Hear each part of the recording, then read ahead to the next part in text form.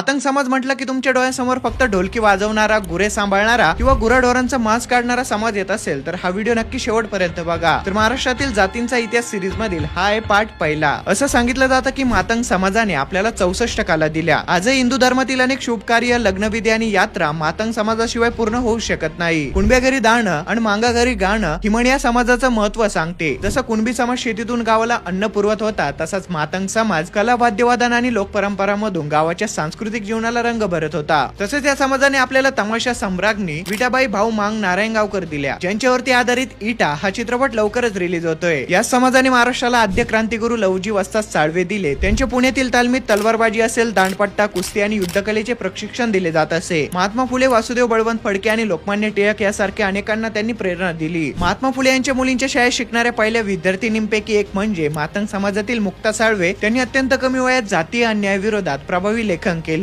तसेच लोकशाहीर अण्णाभाऊ साठे यांनी आपल्या साहित्य आणि शायरीतून कष्टकरी, गिरणी कामगार आणि वंचित समाजाचा आवाज जगासमोर पोहोचवला. संयुक्त महाराष्ट्र चळवळ त्यांच्याशिवाय पूर्ण झाली नसती. म्हणूनच मातंग समाजाचा इतिहास हा केवळ एका व्यवसायाचा इतिहास नसून संघर्ष, कला, सामाजिक परिवर्तन आणि स्वाभिमानाचा इतिहास आहे. त्यामुळे हा व्हिडिओ जास्तीत जास्त शेअर करा आणि पुढच्या भागासाठी आत्ताच अफलातूनला फॉलो करून ठेवा.